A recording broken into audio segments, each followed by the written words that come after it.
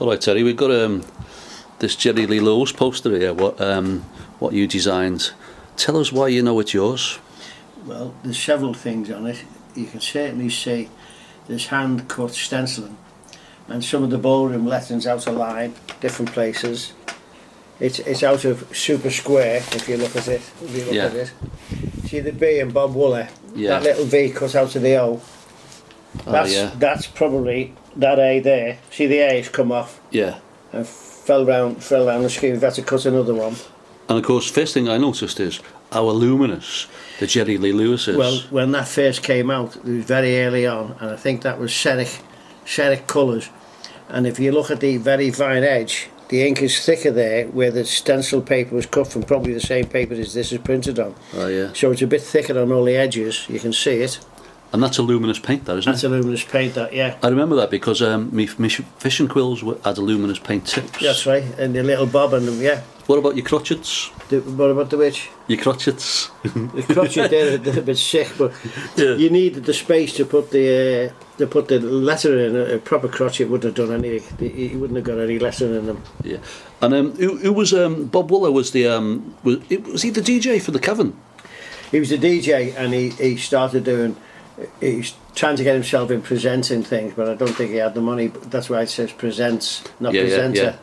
So I think he was involved, and his name carried a little bit of weight. And Thank You Lucky Stars was basically a programme for a lot of American groups, weren't there? Oh, actually, hundreds coming in. And they've been earning more money here than there. And plus, you see in England.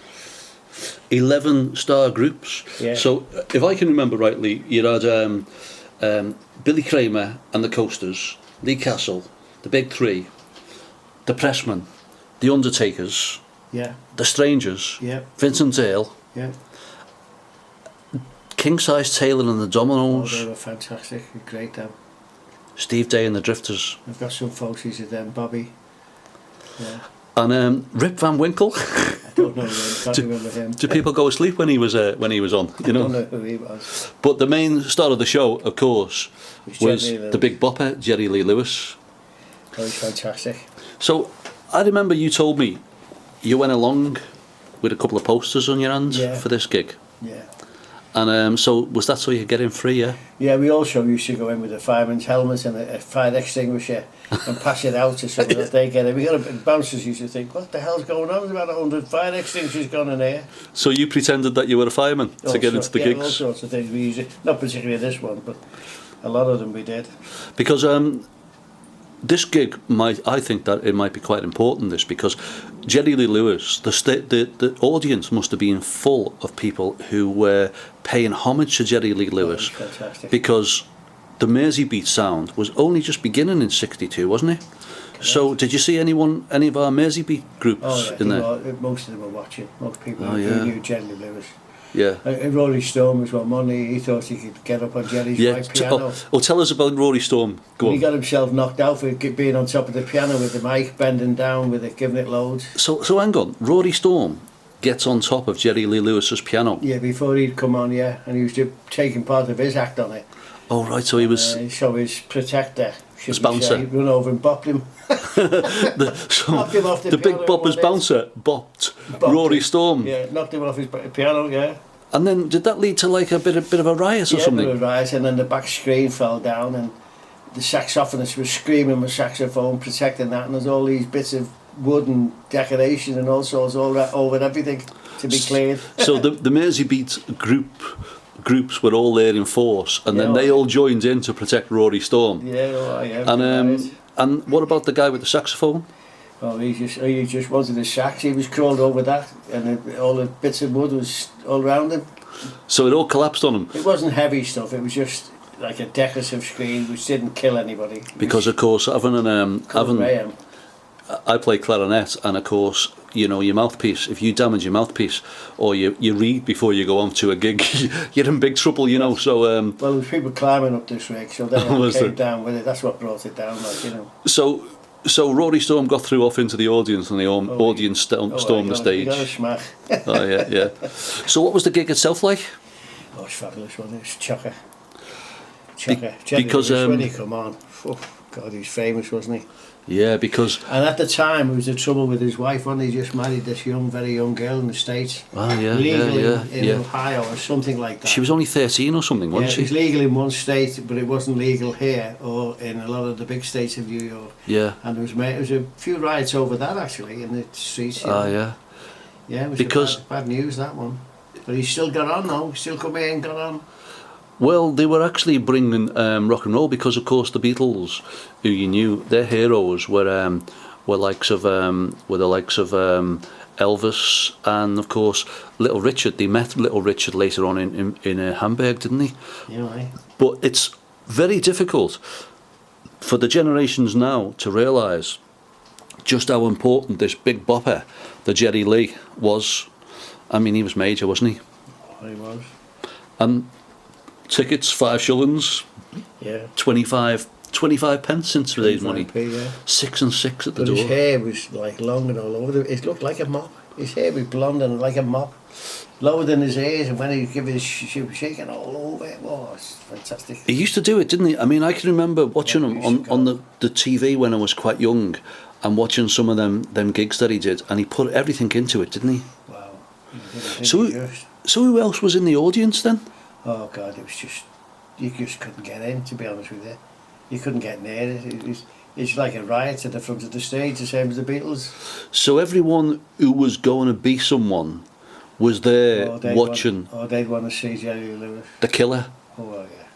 And of course that led them on. It's like, you get some famous gigs, that there's, for my generation, they talk about that gig of the Sex Pistols in Manchester where the Smiths were in there and Joy Division were in there, and they went on to form groups. Oh yeah. But of course, he was well ahead of them, wasn't he? But this was where it all started, wasn't it? Oh, he was well ahead of them, wasn't he, Jerry Lee Lewis? And this all happened in the Tower Ballroom, which is New Brighton. That's right, yeah. I've just noticed your little crotchet above Lewis, your little red luminous crotchet. Oh, that one there, yeah. Yeah, so what was that for? Why did you put that in? No idea. That's just a bit of decoration, isn't it? Yeah. Yeah, Lewis. Yeah, no, didn't notice that myself. Very nice. Yeah, very artistic, isn't it? So you would have done this in your lunchtime? Well, you sneakily half an hour at a time, half an hour on, half an hour putting the lesson out of it, paper stencil in them days. And the latest colours. So it's all stenciled out. Bet you wish you still had the stencil now, didn't you? Well, it all went in a fire, didn't it? They lost a lot. Lost the original, the first pull of every poster was on this one poster. Go away. This one cardboard. But I thought of trying to reproduce it, but you couldn't do it. You'd have to do 30 posters at least to get the one you thought you had. Yeah. I was sick over that. I sold my brushes. Everything went in the fire. The lot. Everything. But these are proper handmade. Oh, hand silk screened, yeah. Hand silk screened. I think the average was 150 posters. 2 colours. Yeah, 2 colours. And then they brought out this weird mix that blended them and changed the colour into another colour. So even overprinted, changed. I don't know how they done it, but it was done. So is that's just 20? A colour. That's a 20B30 as well as that. Yeah. What would you call the 20B30? A crown, is that? Yeah, crown. I think it's a crown. And the crown is half a quad, isn't it? Yeah. And 8 of them was the full one for the posters. The big Allen posters. Oh yeah. It was not Brian and May. It wasn't Maidens. Maidens were the big poster people in them days, wasn't it? So, your kid, your Brian O'Hara, who was the lead guitarist for the Foremost, who were originally called the 4Js, if I remember rightly. Correct. On that show, it would have been the 4Js, I should think. And so he used to say to you, Epi, need a poster doing, didn't he? Well, I used to try and give the ones I knew a little bit more prominence by reversing the colour, reverse black and white instead of, I used to give them a little bit. 4Js was reverse colour, give it a little bit more. So, of course, the 4Js who become the Foremost, that's right, yeah. Were part of Brian Epstein's stable. That's correct. Now, I daresn't mention the Beatles poster that he designed, but I'm going to. The one was spelled wrong. B-E-E-T-L-E-S. And considering Brian Epstein spelt it wrong as well on the contract, so I'm not alone, am I? Yeah. I wasn't alone on that.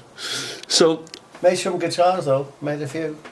So here's so I've just bought this. Right. And You've been done.